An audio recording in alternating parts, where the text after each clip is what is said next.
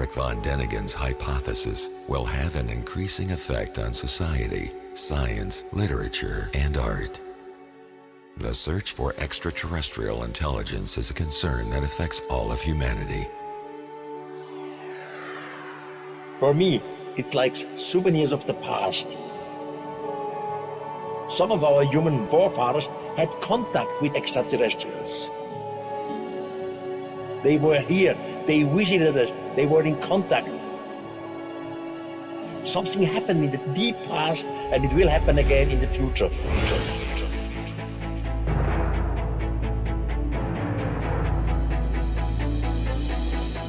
The author of the sensational international bestseller and the most compelling non-fiction publication of all time is back in London for the first time in 25 years to celebrate Chariots of the Gods' 50th anniversary.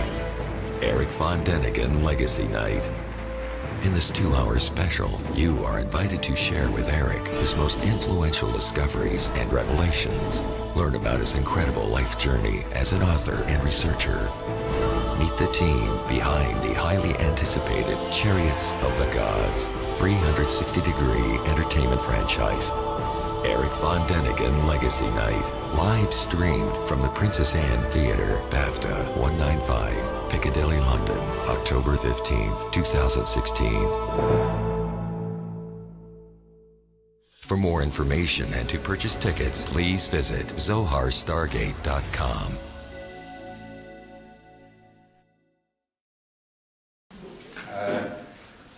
Tonight, of course, it's the Reptilian agenda. So the first thing I'll do is show a couple of films exactly what are reptilians. In the second film, the US government, there's a meeting of Congress, and it shows the actual meeting of them talking about the reptilians. Okay.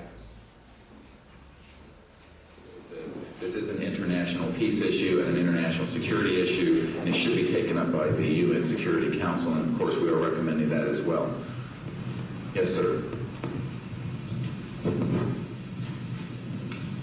So I think my question is actually to Clifford Stone. You said that you had seen aliens on a craft that had crashed. I wondered if you could describe what they looked like. I could, but it would probably take a whole lot of time. The reason I state that, when I got out in 1989, we had cataloged 57 different species.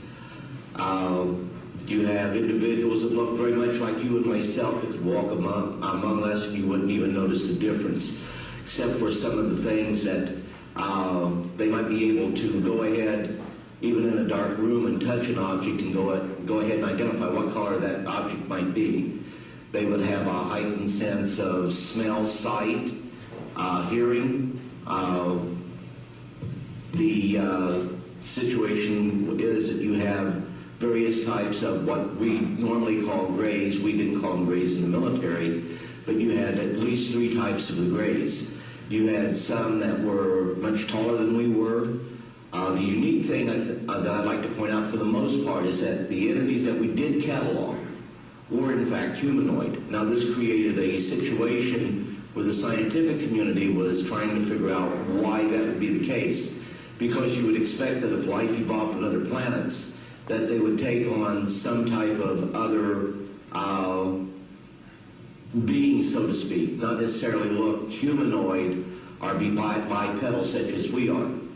But apparently we got quite a few of the species out there that are humanoid in appearance, and that creates a question that yet has to be answered by science. Yes,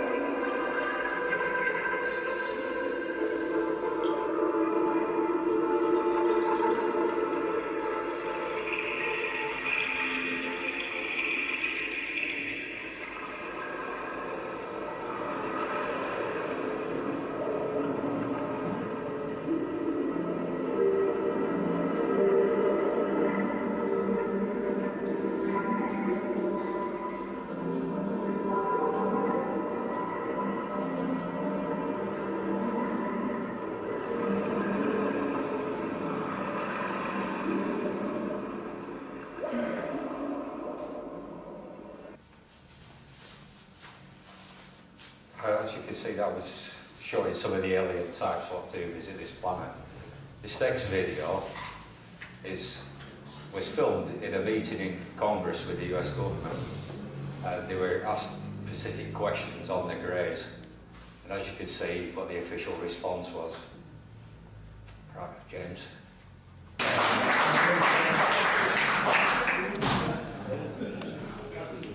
Right, well, as you can see, it was classified. When I first watched that, like you, I laughed my head off, and then I started taking in the seriousness of it and the extent the government goes to cover up. I mean, this is Congress talking about something what should be public and in the interest of safety to the citizens of the USA, which is classified. Over the years, I have heard of different papers coming out what get classified, but they're passed on by people that I do know around the world that were in intelligence agencies. Sometimes when they talk to you, you think, are these people on this planet? Have they been taking drugs or something? When you get a senator like that stood up, just say classified, you start to believe these people. Anyway, reptilians, how I first got into them was 1979, when I was in the Rhodesian Army. We were on a long-range patrol into Mozambique. I woke one morning and I said to the guy next to me, I said, "Dude, I've had a right weird dream last night." He said, "Yeah, so did I." He said, "Well, I had a dream that we had a firefight with pygmies." He said, "Yeah, so did I." I said, "How can you have the same dream as me?" So we checked for ammunition, and I expended 7 magazines through an FN rifle. Well, straight away I know if you fire magazine after magazine with an FN rifle, after about the 4th magazine, the barrel will overheat and it'll jam. So that puzzled me. Then we talked to a few of the other guys in the patrol. They said, "Yeah, I've had the same dream."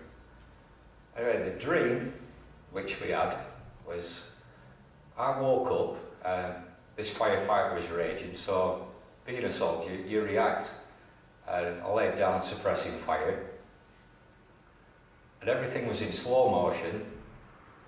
It was like a very yellow glow everywhere, but these pygmies we were shooting at were firing back, and they were firing like pulses of light at us, and the light was about that long going past us.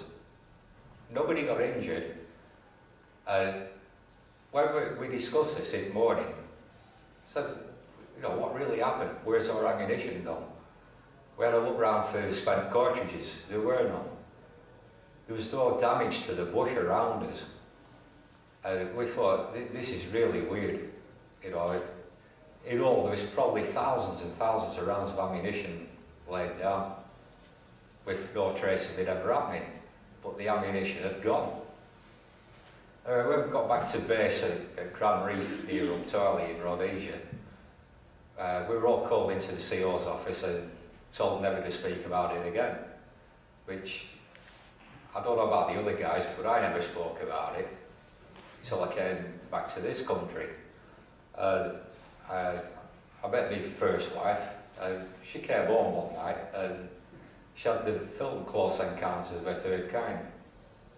Now, up until that point, if anybody said to me aliens exist, I would have gone, "No, you're a nutter, go away."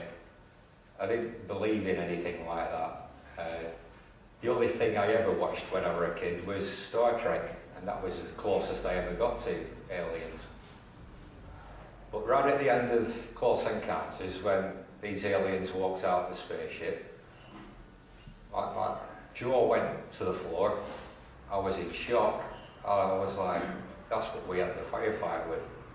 My ex-wife went, "What are you ranting on about now?" And I went, "You won't believe it, but one night in Mozambique, we had a firefight with beings that looked just like that." So that story, I wanted to know what the answer was. Started buying UFO magazines, started going to the library looking for aliens and stuff. quickly found information on the Greys. I also found out that the Greys kind of work on, or some of the Greys, working hand in hand with some of the Reptilians. And I got more interested in the Reptilians because they seem to be the more dominant ones. And then alarm bells started ringing in my head from when I was a kid, growing up in Rhodesia. I remember chasing the house girl around the house with a chameleon, and she was petrified. And I could never understand why the blacks in Africa were scared of chameleons. And I started to realise, well, it's built within our psyche that we're scared of snakes. You know, if I held the snake up now, I guarantee you some of you would run out the door. But you don't really know why. It's just inbuilt in your psyche. And it's started to read stuff like the Bible. You know, I was brought up a Catholic, and it always says in the Bible that Adam and Eve were in the Garden of Eden, and Eve met the devil, which is referred to often as a serpent.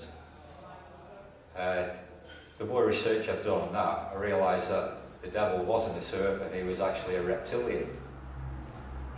Got deeper into ancient texts. If anybody's unaware of it, try and read as much as you can on ancient Sumerian texts. And they talk about a race of aliens called the Anunnaki. They're depicted in some of the writings, and they're depicted in some of the drawings that they've got.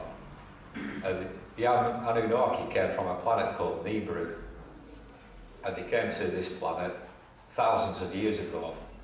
They actually ruled the ancient Sumerians. So that gives you a good starting point as to where reptilians come from. There's big debate over whether the Anunnaki are reptilians or a totally different race altogether. I personally believe that they are reptilians. They interbred with human beings, forming hybrids. Now there's a passage in the Bible, in Genesis, which talks of men interbreeding with the Nephilim. The Nephilim are also reptilians, although in the actual Bible itself, you won't see it referred to as reptilians. If you get copies of like the Book of Enoch, it will refer to either the Elohim, which literally transfers as the gods from the sky, or reptilians. So, well, this is fascinating. Still not answering. Stephen, I can't hear you properly. That noise coming from the canteen. I'm sorry about that. Yeah, we can't get any of that. I'm afraid to say pensioners hall and the pensioners are in the other room, and we just have to go with it, I'm afraid. I'll try to speak up louder, yeah? Turn the microphone up a little bit. Okay. So, what I've discovered through the likes of people like David Icke, they started doing genealogy research as to where these human alien hybrids came from. And they all point to ancient Sumeria. There were ruling families in Sumeria. And these bloodlines came into Europe, and then from Europe across the world. One of the families that we all know of is the royal family, the Windsors. They have this reptilian DNA in them. If you log on to Lawrence Gardner, he's the, he's Sir Lawrence Gardner. He's head of the Windsor's genealogy. It's in public eye where you can trace the family of the Windsors, and it goes right the way back into ancient Sumeria. Other ruling families, Rothschilds, Rockefellers, both of them say we're Jewish. In actual fact, they're not Jewish. They originated in Georgia. They go under the pseudonym of Jewish. For much of a better word, they're Zionists. Zionists and Jews are totally different. By speaking out about this, a lot of the Zionists will say you're anti-Semitic. Well, I don't give a damn, because I'm a human being. If you want to make yourself elite and say we are Zionists or we are Jews, then go ahead and do it. But I'm a human being. If you can't get along with another human being, then sod off.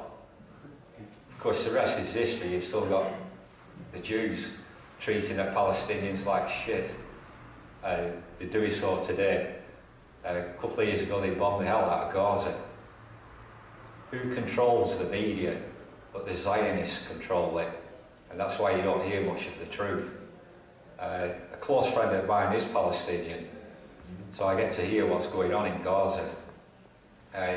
When he was younger, he was active in the political wing of the PLO. I've seen photographs of him with Yasser Arafat, so he was high up in the PLO. A couple of friends I've had over the years who were mercenaries actually fought for the PLO, so I get to hear a lot of how the Jews treat the Palestinians. When I hear a Jew go on about the Holocaust, I just laugh at. What happened to you is nothing what you're doing to the Palestinians now. Thank you.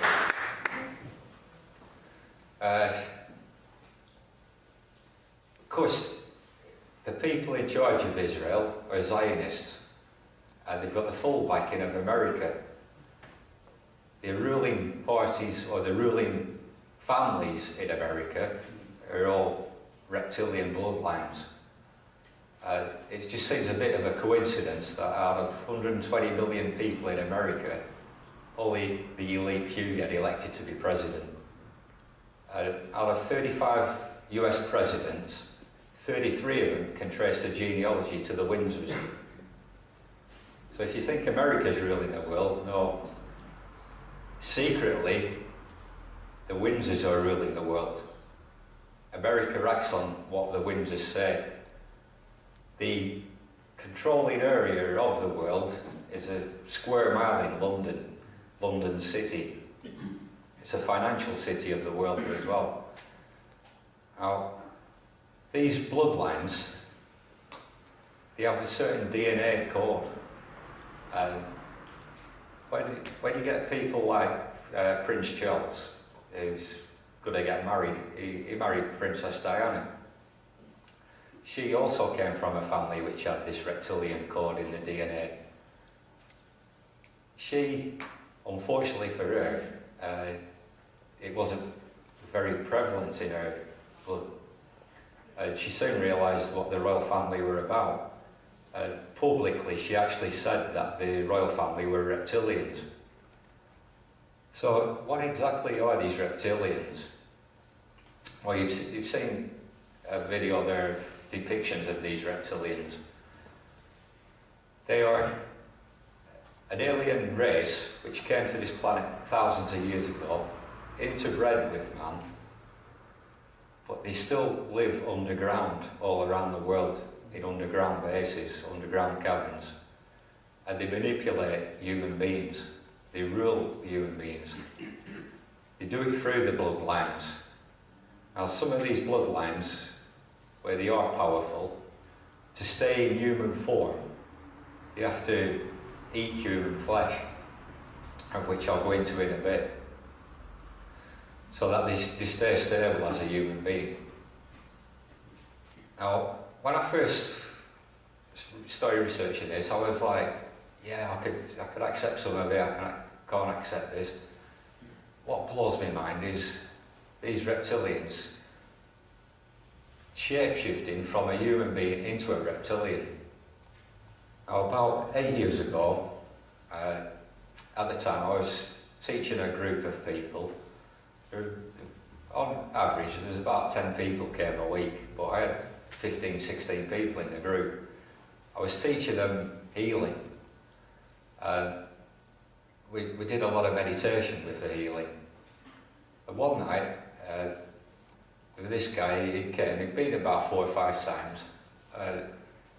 While everybody was meditating and in a bit of a semi-trance, I was looking around, just checking the roars and making sure they were all right. This guy shape-shifted into a reptilian. He was lime green, yellow eyes, and he was staring right at me.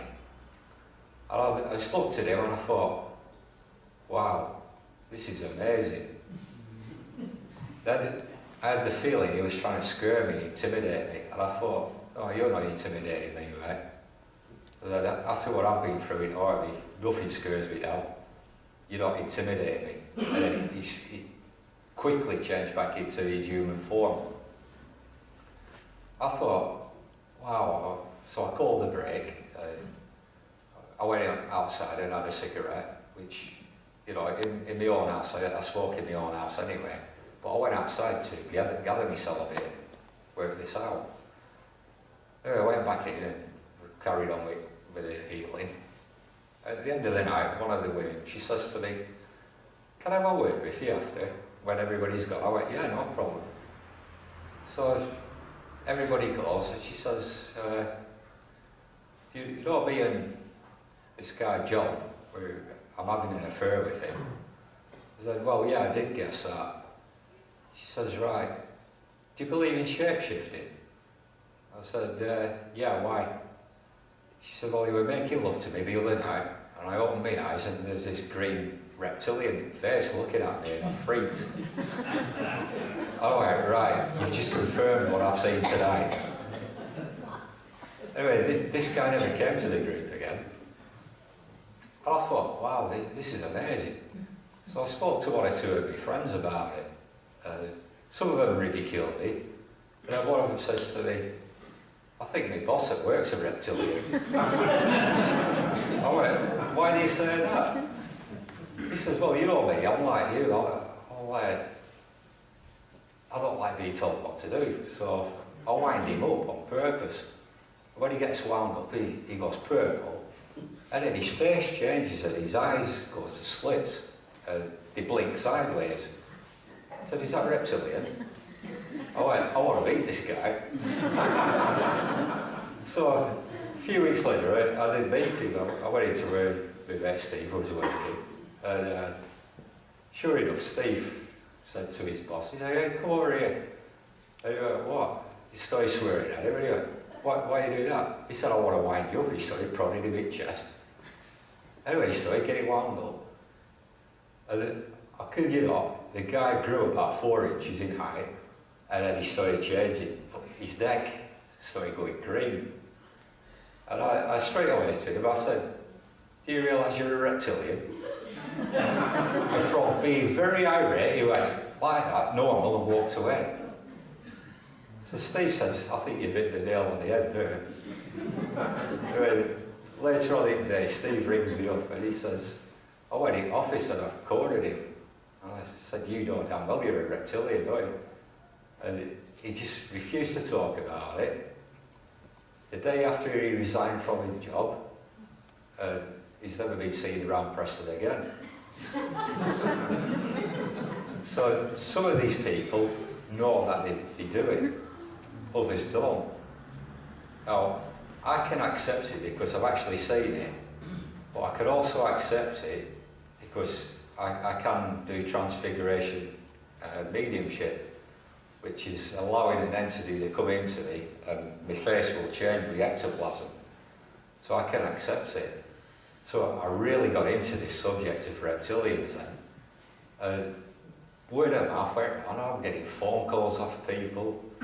I've met quite a few people over the years now, over the last 8 years, who said, I believe such a body's a reptilian, what do I look out for? The first sign is how the eyes blink and how the eyes change. There's a lot of footage on the internet of this actually happening with some of the politicians and rulers of the world. At first you think, is this digitally enhanced? But there's so much of this stuff that some of it is fake, some of it's not. But when you're watching like the BBC News or something, you've got like David Cameron, Tony Blair, Hillary Clinton's a classic for it. You'll see their eyes start to change a bit. You're like, is that real?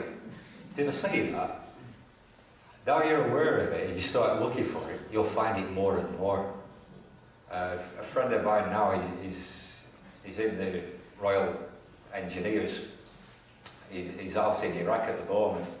Well, I told him about it, and he laughed about it. And I got an email off him a few weeks ago. He said, I think my sergeant's a reptilian. So, but, you know, he's joking about it. But at the end of it, he said, no, I'm being serious here. I think he is a reptilian, and what can I do to test him? And I just keep looking out for it. So the other thing to look out for, I believe part of the code in genetic code in people who have OCD comes from the reptilian DNA. Because reptiles do things religiously. They have to do it. It's the basic instinct of all reptiles that are on this planet. Snakes, chameleons, lizards. Everything is ritualistically done. That's one sure sign of looking for reptilian hybrids in human beings. I did spend 13 years as a social worker, and I found some people who had, very extreme OCD.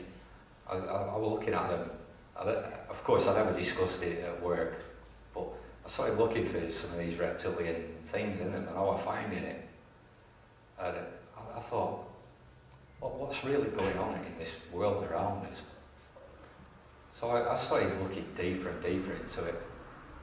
The other thing, when I first started working for social services, which was 21 years ago, I was aware that a lot of kids get abducted in England. What I was finding out was you get 120,000 kids on average a year run away from home or leave home or are kidnapped. Of that 120,000, on average 2,000 kids are never seen again.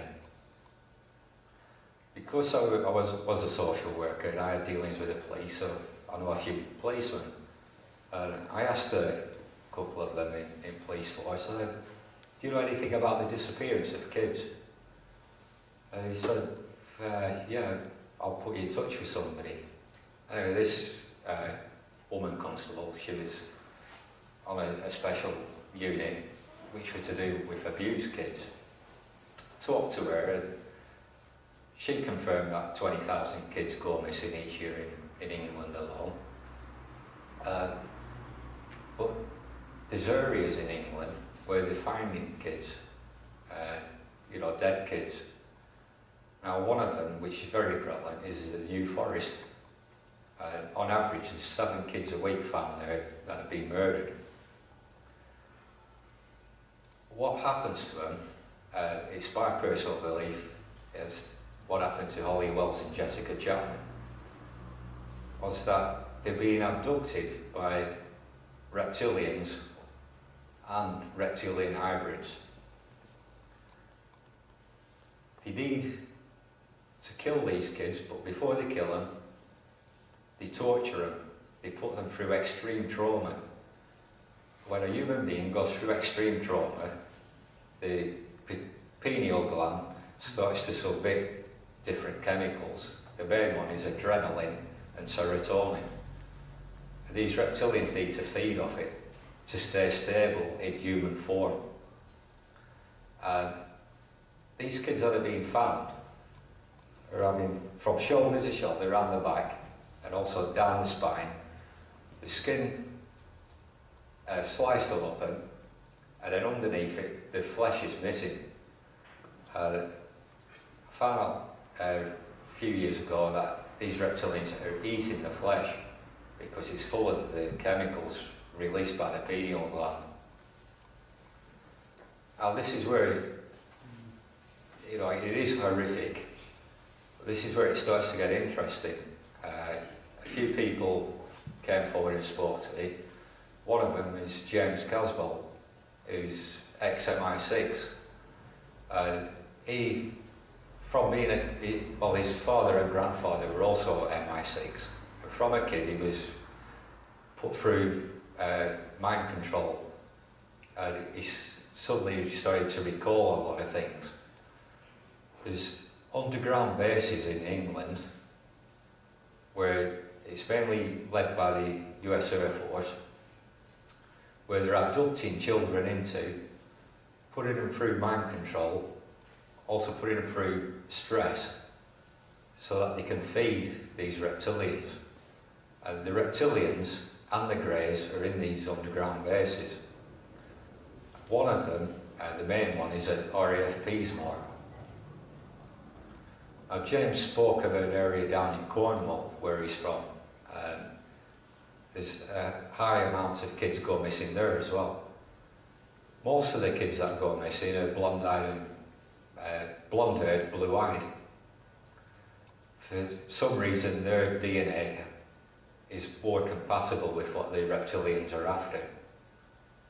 So I started thinking, right, these reptilians are kind of like forming human beings. This is what seems to be happening to us. I started asking a few people I know, other than James, who were in intelligence services, and people from my military background. And some of them have said, yeah, we've found some weird stuff. A couple of guys I know who were still in the SAS were in South America, and one of them said, I've actually killed a reptilian. Another said, yeah, I've found kids in the Brazilian jungle, also in the Colombian jungle, and in the Honduran jungle, where they've been skinned, exactly as you speak of. Now, I have a copy of David Icke interviewing Craig O'Mutwood on the reptilian agenda, and he speaks of exactly the same thing. Now, Craig O'Mutwood is a Zulu, and where I grew up in Bulawayo in Rhodesia, the main tribe there are Matabele. Now, if you go back 150 years to Shaka Zulu, one of his main generals was called Umzilikati. With his sub-tribe, he moved north into Rhodesia and formed the Matabele tribe. The Matabeles, the most sacred land they have, and they believe it is a portal into another dimension, is the Matopos Hills, which is about 30 miles south of Bulawayo. They're speaking to a couple of Matabeles since. They say, yeah, these reptilians are called Chitahuri, which is what Craig O'Mutwood calls them as well, because the Matabele language is very similar to the Zulu language. He said, yeah, they're called Chitahuri, they are reptilians, but they also have another little breed about that eye, which is Huri, which they call the Tokoloshi man. Now, I used to joke with a lot of my friends that I had in Rhodesia about teasing the blacks with the Tokoloshi man. The minute you mention them, you could get a black man to do anything you want for you, because the fear was that much. I've since got into the religions of the Matabele and the Zulus, and they go hand in hand with these reptilians. About 12, 13 years ago, there was a guy from America came here, and he spoke in this room called Alphas Funder. He was Sioux Indian. He also spoke of the reptilians. He spoke of warrior sects within the Sioux Nation, which go out hunting these reptilians. So did the Zulus. I found out since that a lot of tribes around the world, Maoris, Aborigines, indigenous tribes in South America, they also have these warriors which go out at night hunting the reptilians. So all of a sudden, there's a lot of information and a lot of stuff coming at me, and I'm thinking, well, others are experiencing some of the experiences I've had. Others are talking about it. What I found in the last 10 years, more and more people are openly starting to speak about it, because people like David Icke are talking about it. Now, one of the big misconceptions people have about David Icke is, first of all they'll go, oh, is that nutter who believes he's God? Well, that's the press. David Icke essentially is a reporter. He reports what information he investigates and he's given. Whether he himself has had experiences or not, I've no idea. He never speaks about that, but he speaks about what he finds and what he reports, the research he does.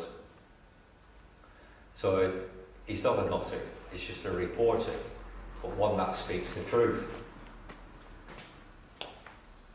Which comes now to this next video which James is going to put on. And when we've watched this, we'll have a break. After the break, I'm going to get right into the nitty-gritty details of the reptilian agenda. Watch this. After the break, I want you to tell me what you think about what you're going to see now. And then I'll talk about it.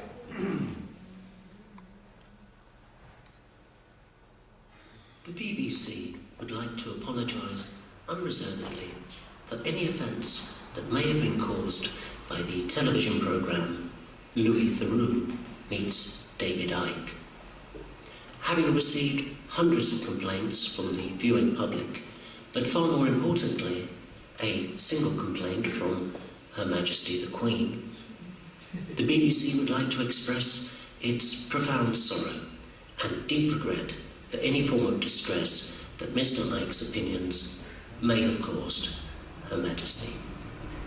In particular, the BBC would like to distance itself from the notion preferred by Mr. Icke that the Queen herself descends from a reptilian bloodline. The BBC would also like to point out that opinions aired by Mr. Icke regarding the Duke of Edinburgh's reported desire to return as an airborne virus, wiping out 80% of humanity, was indeed presented entirely out of context, and thus caused acute distress to the royal family. Again, the BBC would like to apologise to Her Majesty, Queen Elizabeth, and to her family, courtiers, handmaidens, and of course her adoring subjects worldwide. The BBC would also like to assure Queen Helen that the programme has now been destroyed and will never be shown again. Finally, the BBC would like to express deep and profound regret to anyone who finds offence within the context of any programme associated with or commissioned by the BBC. The BBC would never wish to cause offence to anyone, be they pauper or Queen of Great Britain. For a full copy of this apology, please visit www.apologytothequeen.com. Well, next on BBC One, it's EastEnders. Meanwhile, on BBC Three, there's another chance to see Fuck Off, I'm a Midget.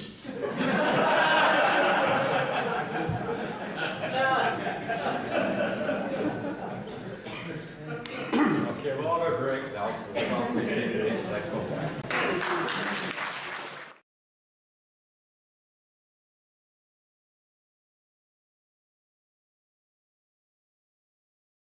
Ladies and gentlemen, part two, Frank Willis, thank you.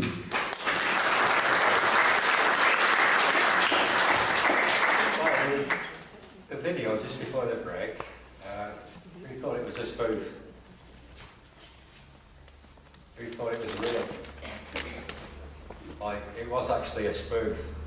But it just highlights that there are people out there, for whatever reasons, which could be their way of a sick joke, or it could actually be the government pushing out false information. Whoever created that knew what they were talking about and knew it would get to people and people might actually believe it because it touches on a subject which is fantastic, but you get somebody like David Icke who it was about saying the Queen's a reptilian. Well, let's ridicule him. And one of the best ways to do it is to put out mass information In the words of Henry Kissinger, if you want to hide a lie, put it in the public's face with another couple of mistruths. So what you find about the reptilian agenda is it's actually in your face and it's everywhere. The reptilians are very much into symbology of where they are and where the ruling power is. So if you start off with the centre of London, the city of London, whichever way you go into it, it's guarded by dragons, or statues of dragons. Now, the reptilians come from Alpha Draconis, and Draconis is where you get the word dragon from. Saint of this country, St. George, he slew the dragon. St. George was actually a Turk, so why he's patron saint of Britain, I have no idea. And I've no idea why Britannia is exactly the same as Semiramis, who was a Phoenician goddess. She had the trident, she ruled the waves. You get organisations like British Telecom. You see that person holding the trumpet up, blowing it. If you look really closely, one of the lamps is actually a snake. And it's there right in front of you. If you go into any city or look at coats of arms of cities, there's a representation of a reptile on it somehow. Reptiles were worshipped all around the world in one form or another. And also in the mythology of every country in the world, there are dragons. So you've got cultures around the world growing up separately from each other, or supposedly separate, yet they all believe in dragons. Did they all have the same mass hallucination? Did they all have the same dream? There must be some truthful foundation in it. So again, with symbols, I'll leave it to you to look and discover them for yourself, and you'll be amazed at how much there is there. Like I say, the British Telecom is a good one to start with. And you'll think, how many times have I seen that symbol and never noticed that before? The other symbol I will point out, and it goes along with the Zionists, is a symbol for the Olympics in 2012. If you rearrange 2012, it spells out Zion. That's no coincidence either. The reptilians are proud of putting these symbols in front of you. Now, we're all human beings. We all get angry. Sometimes you'll go, oh, I could kill her, or I could kill him. But you don't actually do it. So what is in the psyche of somebody who's willing to say, right, let's invade that country and kill them all? Or let's set up a 9/11 and kill 4,000 people? Or let's have a First World War and send 250,000 men into battle on one day and get killed and not have a conscience. And all stuff I did as a mercenary, some of it I regret now, some of it I don't. But you have to be in the position I was in. I'll give you an example. We dropped in by helicopter into a farm in Rhodesia on the eastern border. Terrorists, probably about half an hour before we got there, had just left. I went into one bedroom, there was two kids. They had their arms hacked off at the elbows and their legs hacked off at their knees. There was blood everywhere, all over the walls, on the floor. And in the blood on the floor was the footprints of the terrorists. So not only had they hacked their arms and legs off, but they stayed and watched them die. Now, I know some of the people I served as a soldier and as a mercenary were sadistic, but they never went as far as like torturing somebody to death. They never got a kick out of that. They got a kick out of killing people, putting a bullet in their head or whatever. But they never, that sadistic part of them never went that far. So you get somebody like George Bush, whether he was responsible for 9/11 or not, I don't know, but he certainly was aware it was going to happen, and he allowed it to happen, to try and start a third world war against an Islamic group called Al-Qaeda. What a lot of people don't know is Al-Qaeda was trained by the CIA, and on the day it happened, Bin Laden was in a US Air Force hospital being treated. Since then, twice he's been in the crosshairs of SAS troopers in Afghanistan and India and Pakistan, and the Americans have told them to back down. They don't want him dead for some reason, yet he's supposed to be the devil. The Americans and Tony Blair said that Saddam Hussein was the devil, and that he was evil, that he had weapons of mass destruction. He sent a lot of young lads to war to kill not just thousands but millions of Iraqis. In our lifetime, we'll never know the full extent of the truth of what happened in Iraq.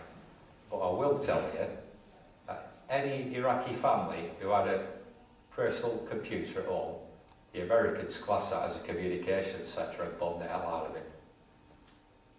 Nearly 1 million Iraqi kids died when America and its allies invaded Iraq. The real reason, of course, behind it was oil. Then you've got somebody like in my country called Mugabe, who's killing millions of people. These people in power don't want to know. There's nothing in it for them yet. So I asked myself, what kind of people are these that will commit people to war? Then I realised, yeah, the country I grew up in, Rhodesia, was named after a guy called Cecil John Rhodes. What he did, he went into Rhodesia and said to the two main tribes, the Mashonas and the Matabele, hey, the Matabele are going to attack you, or hey, the Mashonas are going to attack you, we'll protect you. Started animosity between them, where they went to war and they're killing each other. That's mainly what it's about now. Mugabe is Mashona, around Bulawayo, most of Western Rhodesia, or Zimbabwe as it is now, are Matabele. And the Matabele had been exterminated. And the Western world just sits back and lets it happen, and they know it's happening. I still have friends who were there. The internet's a wonderful thing where you can get free information, and they're telling me some of the stuff what's going on there. And yeah, I can believe it because of the experiences I had when I was in the army. What I discovered with the Reptilians, this came through Cecil Rhodes, where he got one to play against the other. Our Rhodes was reptilian bloodline. His genealogy could be traced with the Windsors. And incidentally, before I go any further, I was told outside that Lawrence Gardner died last week. So who will replace him, I don't know. But rest in peace, Lawrence Gardner. He was probably unaware of the true extent of what the Windsors are up to, but he knew the genealogy and he made it public.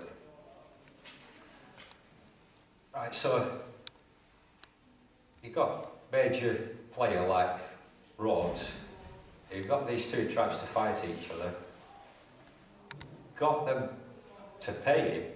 He extracted the wealth of Rhodesia out, and of course he formed the De Beers Mining Company. The most famous diamond mine is at Kimberley in South Africa. He did the same in South Africa. under the premise of the British Empire. These people get a kick out of dividing people to fight against each other. This has been going on for thousands of years, and it's going on now. I mean, the two major players in the world now are Christians and Islam. So it's divide and rule all the time. And it's one way to control you. My mother came from Northern Ireland. She left before I was born because she didn't like the division that started to happen between the Protestants and Catholics. And again, I realised with Northern Ireland, you've got the elite few running the place, or get the Catholics and Protestants to hate each other and fight against each other and kill each other. And it's a way of controlling that country or that state. And this is what's happening in the world today. You've got world leaders who have a secret agenda, who are all reptilian bloodlines, controlling the masses. And they'll create wars, they'll create scenarios where they'll get people's backs up and they'll go, oh, let's go to war. I mean, it's common knowledge now that Adolf Hitler was financed by the Rothschilds. So the Zionists were paying Hitler to exterminate all the Jews and create a war throughout Europe. I read a few weeks ago, this is the ironic bit with Adolf Hitler, DNA has now proved that he might be a member of the Rothschilds. So he had Zionist blood in him. So there's a bit of irony there. Hitler, if you know anything about the Nazi Party, was very based on satanic ritual. A lot of the symbols is satanic, and they practiced satanic rituals. Everything they did went along with the alignment of the stars, with astrology, with energies that float around the world. And they moved with it, they used it to their advantage. They also thrived off exterminating people like the Jews, people with learning disabilities, the gypsies. It's estimated they eradicated 11 million people in a period of 6 years. What's little known is that the West, or under the premise of Christianity, were responsible for the extermination of 50 million American Indians over a period of 10 years. Now, when I was in Colombia working for Pablo Escobar, I was present to officials from the Vatican buying cocaine. That blew me away, being brought up a Catholic. But then, if you go into the history of the Vatican, they're responsible for millions of deaths throughout Europe. It was easy for them to say, oh, that person's a witch, or that person's a heretic. And a damn good example of that is they eradicated the Knights Templars on Friday the 13th. And that's why Friday the 13th is supposed to be unlucky now. You go back to the Olympic Games. I forget what the day is called when the games end, but it's very significant number, and very significant astrology-wise, so that it can help these people further their agenda, or help the reptilians to further the agenda. If you think you live in a democratic country, think again. Because whoever you vote in is acting under orders anyway. This was highlighted about 15 years ago. There was a guy, I forget his name now, he was investigating the Bilderberg group. They were meeting at a secret location in Switzerland. And how he decided that the Bilderberg group was meeting at this hotel was the hotel was closed for a week for repairs, and it was the only hotel in Switzerland that was closed. He set up cameras there, and on the first day there was coach after coach went into this hotel. And some of the people that were on the coach were Norman Tebbit, Margaret Thatcher, Prince Charles, and Dennis Ely.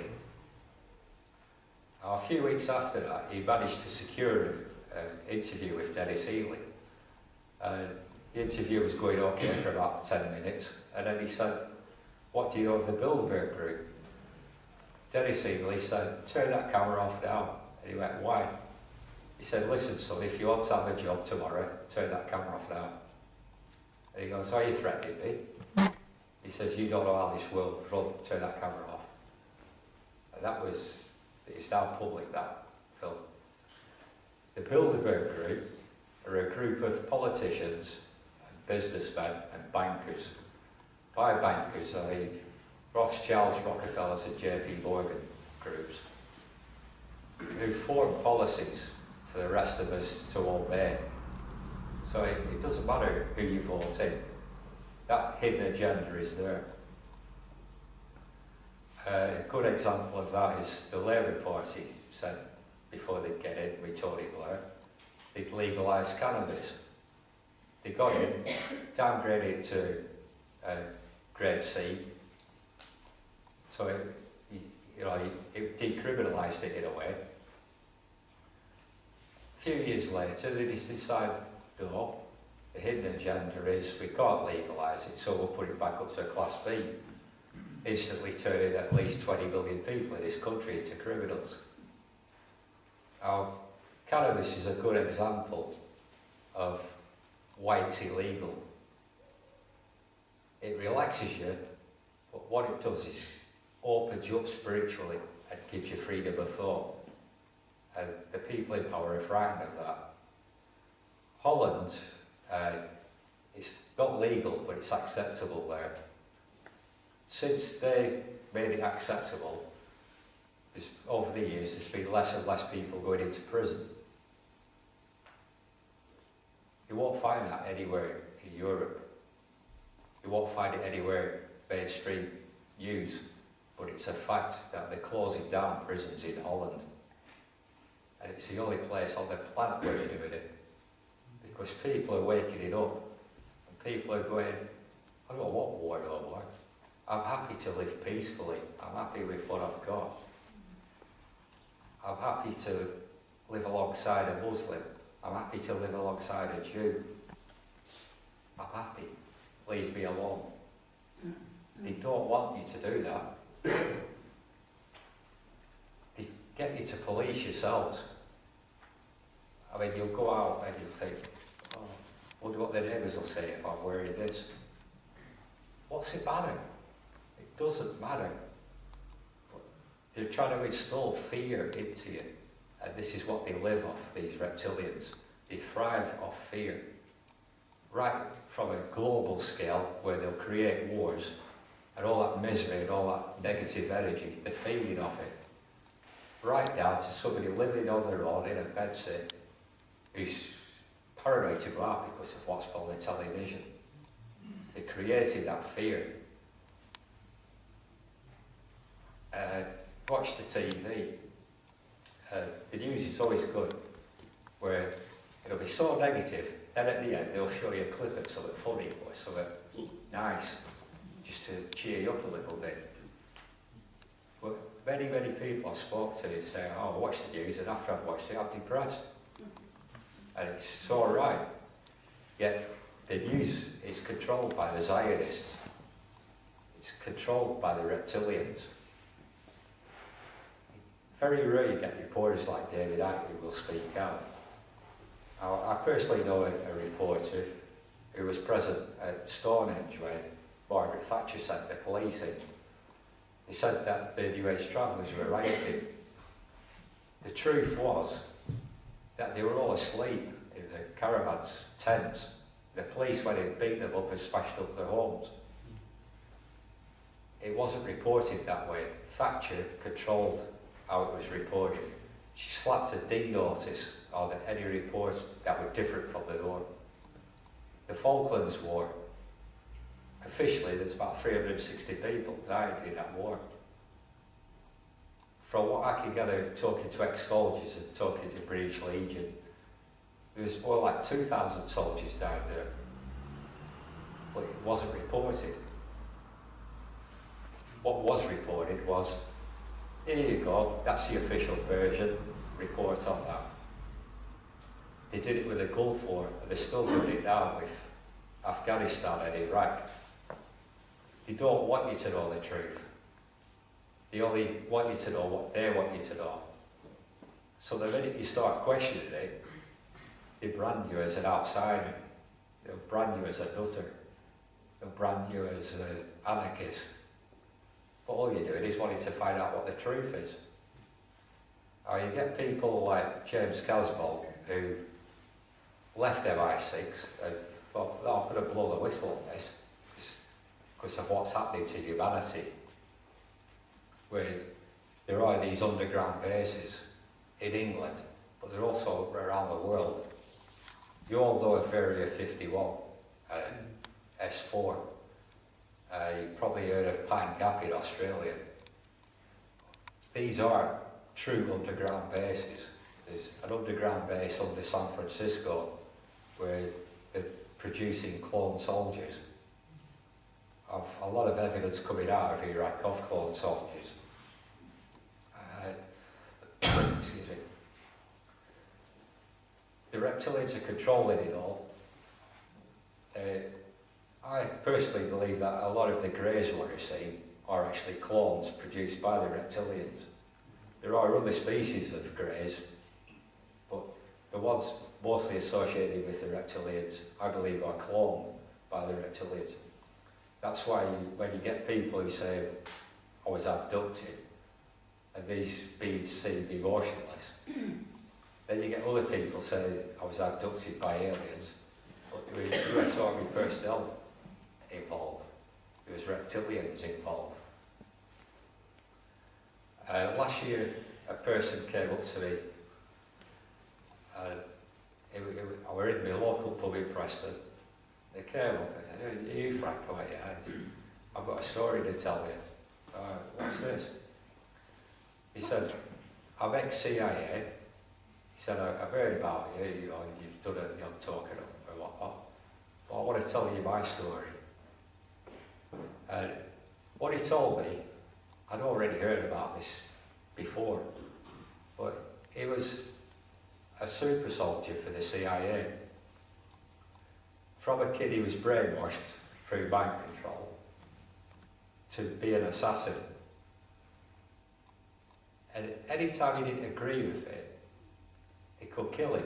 And how this was done, he had a plastic sachet attached to his chest, and he had a yellow liquid in it.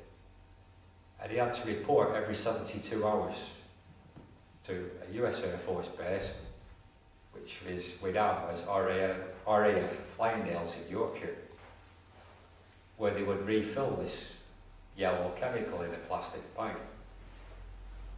Basically what this chemical was, it was like a drug. If he used it all and didn't get it replaced, he'd die. So he had to keep getting it replaced. And he was at the stage in his life where he was sick of doing what he was doing and thinking of committing suicide by just pulling this bag off. I never saw the guy since. But some of what he told me was he'd worked at RAF Peasmore, and he'd also worked at a base in Northern Ireland. You might have heard of Besbrook, which was a lot of British soldiers went there. It was on the border between the north and south. He said there's an underground base there, and reptilians are there. Well, that underground base is attached by tunnel to RAF Peasmore. And he said there are other, like RAF Flyingdales, they're all attached by underground tunnels. He said some of these tunnels are made by man, and some of them are ancient caverns. And along with him, and well, a few other people who have told me, these reptilians live underground. They will come out at night and seek out children, abduct them, and eat the flesh of these children. Interestingly, there are references in the Bible to eating the flesh of children. So it's not a new phenomenon, it's been going on for thousands of years. I don't know if you've all heard of a guy called Dean Warwick, but I spoke to him just before he died a few years ago for a conference. He was up on stage speaking and he fell over. Officially he had a heart attack. But he was talking about the reptilians to me, before he went on stage. And it was an interesting conversation where he had a knowledge of mathematics and he worked out that the mathematic proportion all around the world of kids who go missing, 0.05 are never seen again. How statistically that's amazing, that wherever you go in the world, that percentage of kids go missing. He also spoke of Holly Wells and Jessica Chapman. But he did an interview with David Starbuck a couple of weeks before he died, and he speaks of that. It's now on the internet. So if you look up Dean Warwick, that interview comes up on the internet. My opinion of what happened to Dean was he was assassinated by an ultrasonic weapon. Because I've never seen somebody just fall down dead of an heart attack. That night I went home and phoned up an arms dealer I know, got back to him and he said, yeah, a weapon does exist and yeah, I could get you over 10 grand. Alright, thanks. That confirms to me that Dean was assassinated. It was interesting the day after, James Casbolt was also at the probe. Me and him got talking, and he said to me, do you think Dean was taken out? I went, yeah. He said, yeah, so do I. I went, well, go on, James, how do you think it was done? He said, by an EFM gun, which is, I forget how, electronic something frequency weapon. I said, what, a sound weapon? He went, yeah. I said, are you aware of these things? He said, yeah. He said, yeah. The British, the Americans and the Russians have been experimenting with them since the early 50s. Research I've done, open research, was, I think it was 1959, a scientist in France brought down a building using ultrasound. Now one of the theories Dean had, well, to him it wasn't a theory, it was reality, that the Twin Towers were brought down by such a weapon, and that the planes going into the side were actually holographic images. You can think of it what you want, but the one thing that stands in my mind about 9/11 was how quick them towers came down. I did serve an apprenticeship as an engineer, and I know when you drop something, it reaches a velocity of 120 miles an hour and hits the ground, and it takes so many seconds. The top of them towers hit the ground as though nothing stood in the way. And you think, as they're coming down, it would slow it down as it's hitting each floor. It didn't. It just came straight down. It turned to dust. And that's just that one fact alone is why I believe George Bush knew that was going to happen. Everything else around it, whatever. But if you look at George Bush, from when he first got in power, and over the years he was in power, same with his father, you can see the eyes go in some of his interviews. The reptilian. So, the only analogy I could have is when I was growing up in Africa, watching snakes or lizards hunt their prey. They do it so cold-bloodedly, so meticulously, so accurately, and this is what these world leaders are doing to the rest of us. They don't give a shit about us. So when you hear of like what the Israelis or the Zionists they do to the Palestinians, and apply the reptilian factor to it, it just makes sense. I mean, my friend Anwar, who's Palestinian, his mum can remember when they were living in Palestine, because I refuse to call it Israel, when they were living in Palestine, she said one of her neighbours was Jewish, and they didn't have much money, they were a bit of poverty. Said she actually breastfed her neighbour's child. There was no animosity whatsoever between her and her neighbour. Some of my relatives in Northern Ireland are like that. They say, oh, we used to get along okay with Protestants. Okay, things have changed there where they started to get along again. But I remember going over there 15 years ago when my parents retired over there, how much hatred there was. Of like watching the main street down the village of Catholic community on one side and Protestant community on the other, spending a Friday night sat in the cars staring at each other. They were seeing signs up in the windows, no Catholics allowed. And I thought, hang on, I've seen South Africa under apartheid, it's never been as bad as this. The hatred between the Protestants and Catholics in Northern Ireland was something else. And I've never seen another country like it. So I always wonder, why do human beings get that far down the line? And it's because the sheeple, they believe the bullshit they're being told. The whole thing would stop if we all just went, no, I'm not doing that. I'm a free man. I'm a free thinker. I'm a spiritual being. I'm going to get along with my neighbour.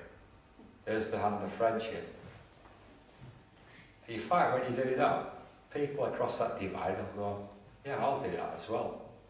And a damn good example of that was during the First World War on Christmas Day, where British soldiers and German soldiers played football with each other. And at the end of the day, they said, we've got to go back. But tomorrow, Tommy, or tomorrow, Fritz, I'm going to kill you. And that happened. For a while, I did live in Germany. And a lot of the German people are so disgusted and ashamed of the past. Some of the older people were like, well, I'm not speaking to you, you're English. I'm like, well, hang on, I'm not English, I'm Rhodesian. Well, I'll speak to you then. It's like, no, I don't want to speak to you, because actually I am a human being.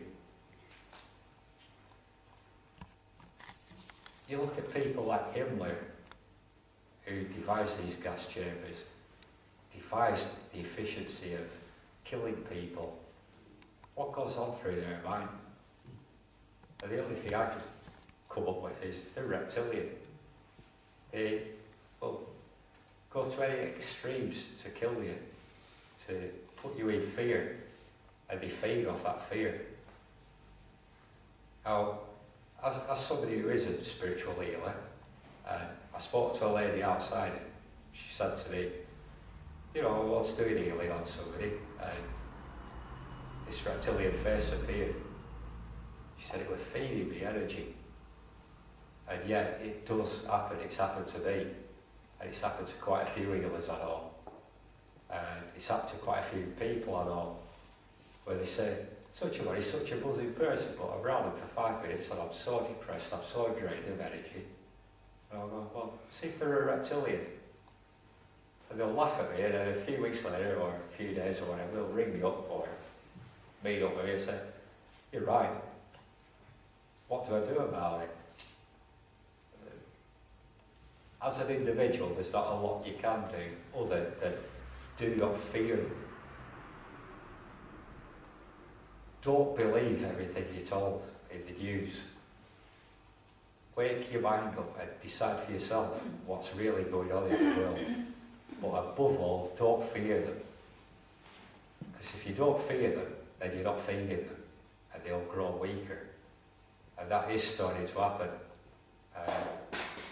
There's areas now around England, and certainly in America, where people are starting to wake up to this fact that the reptilians exist. don't fear them, and are going against what the governments are telling them and saying, no, we're not having this no more. And all of a sudden things are starting to come to a halt. Now can you imagine it if, like, build up to the Gulf War, every British soldier said, no, it's an unjust war, we're not going to war, fighting your bloody self. It wouldn't have happened. And what I've discovered, a lot of the soldiers that were there during the war didn't want to be there. And I said to them, well, why don't you just stand up and say, I don't want to be there? Be a conscientious objector. Oh no, and I got in a lot of trouble. All right, well, that's the fear. They're not going to kill you. They might put you in prison, or they might make you out to be not a hero. You're like, well, yeah, you're right, but I was scared of that. Right, what are you more scared of, that or being shot at?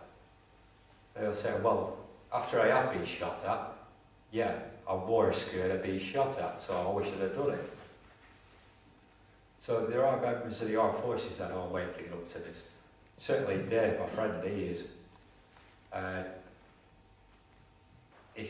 Last time I saw him, it was a few months ago when he was on leave.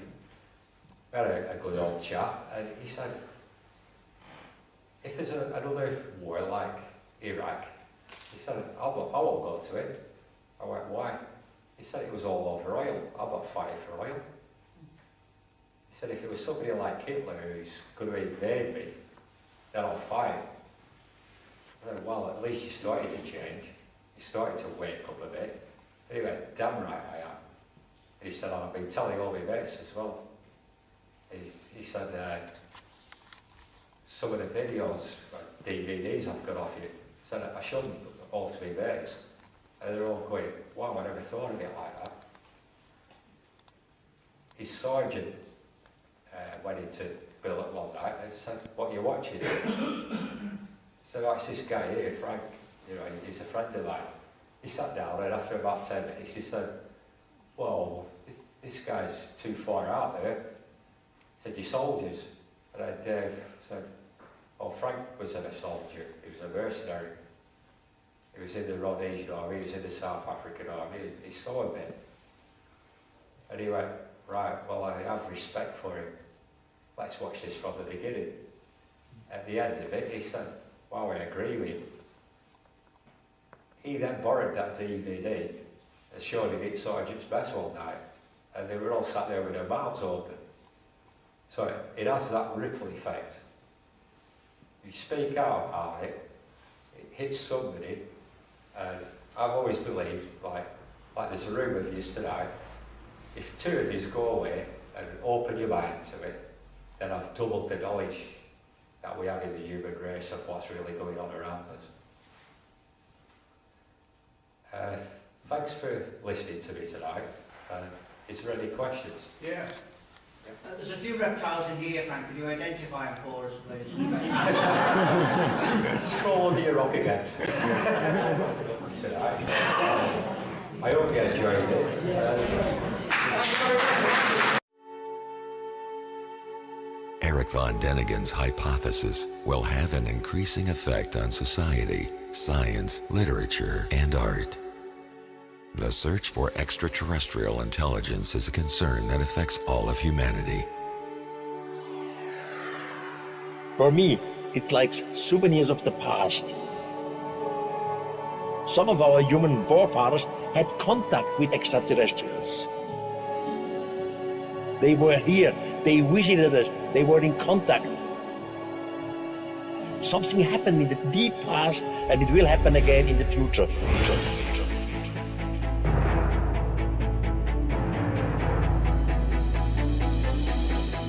The author of the sensational international bestseller and the most compelling non-fiction publication of all time is back in London for the first time in 25 years to celebrate Chariots of the Gods' 50th anniversary. Eric von Däniken Legacy Night.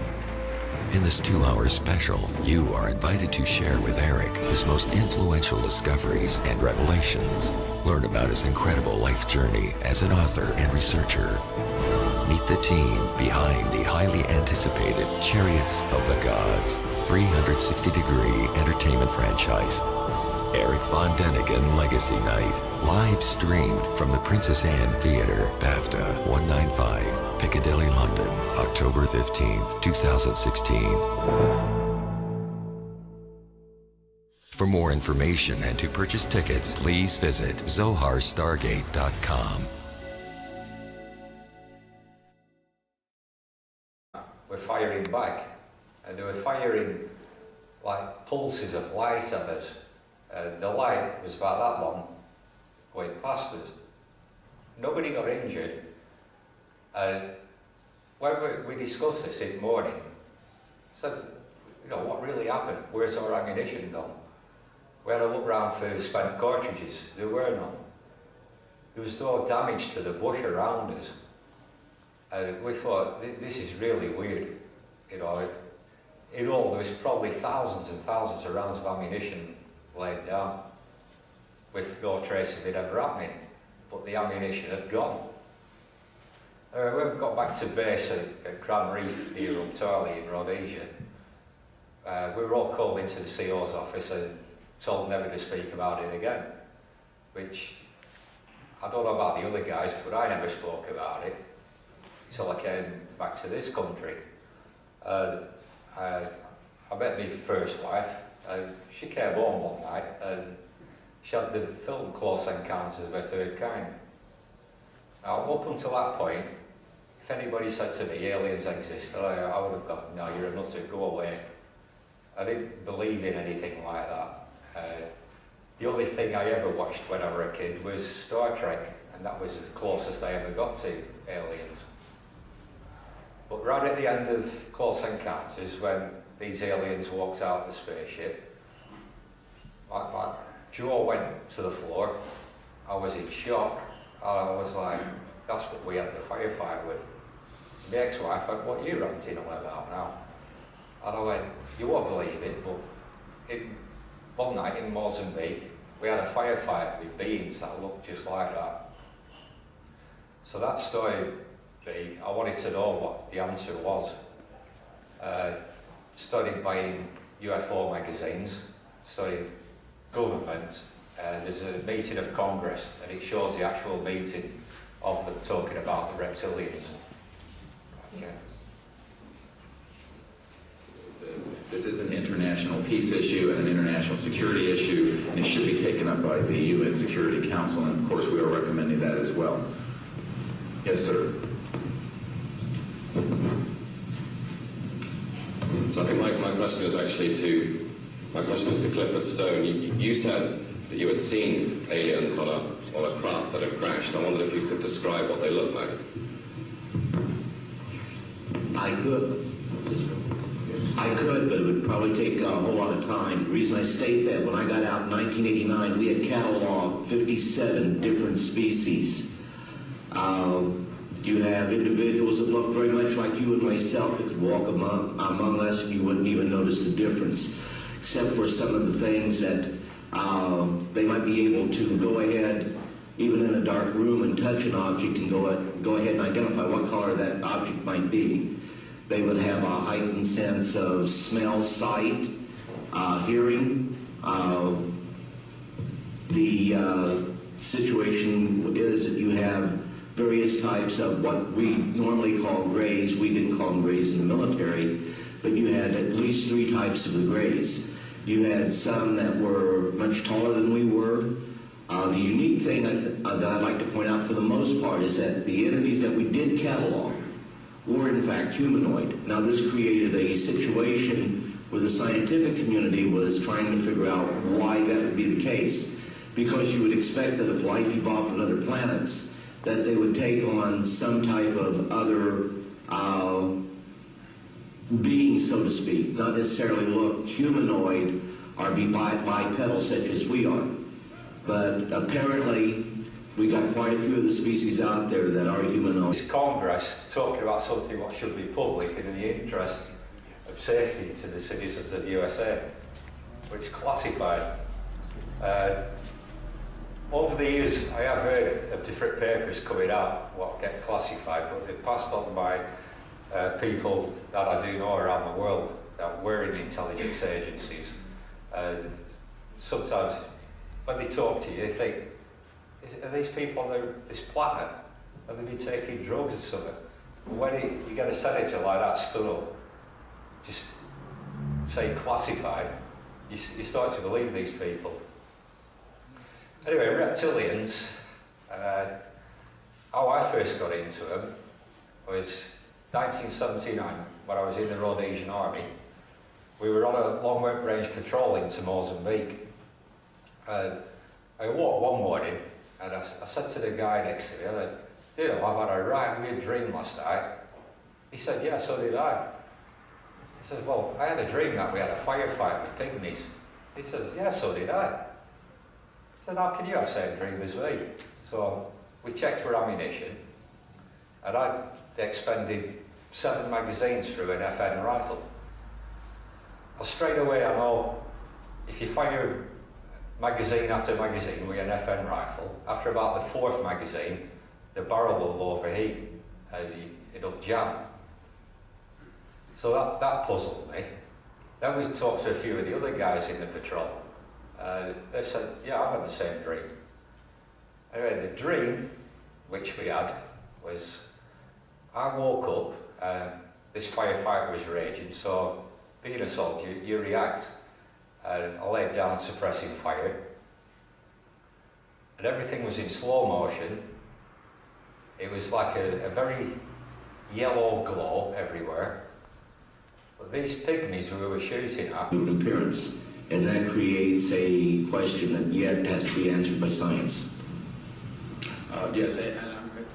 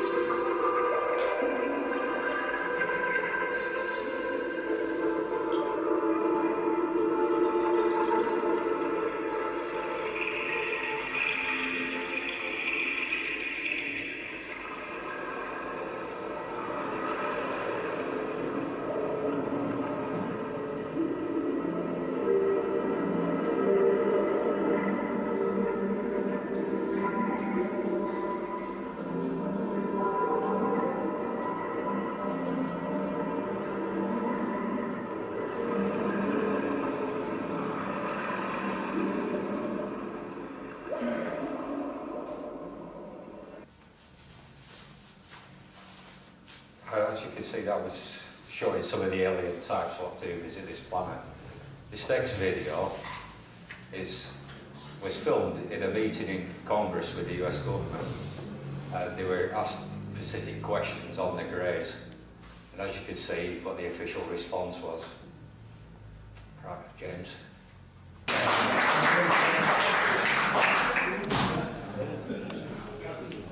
Right, well, as you can see, it was classified.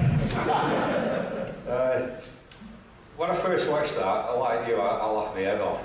And then I started taking in the seriousness of it and the extent the government goes to cover up.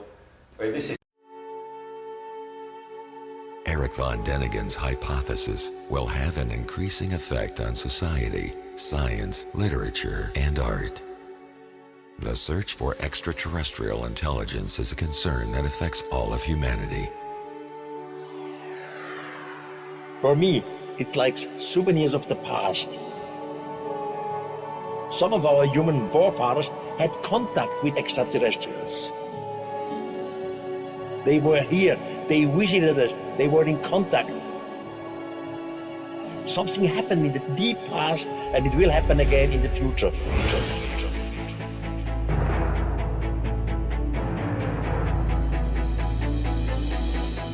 The author of the sensational international bestseller and the most compelling non-fiction publication of all time, is back in London for the first time in 25 years to celebrate Chariots of the Gods' 50th anniversary. Eric Von Däniken Legacy Night. In this 2-hour special, you are invited to share with Eric his most influential discoveries and revelations. Learn about his incredible life journey as an author and researcher. Meet the team behind the highly anticipated Chariots of the Gods 360-degree entertainment franchise. Eric Von Däniken Legacy Night, live streamed from the Princess Anne Theatre, BAFTA 195, Piccadilly, London, October 15th, 2016. For more information and to purchase tickets, please visit zoharstargate.com.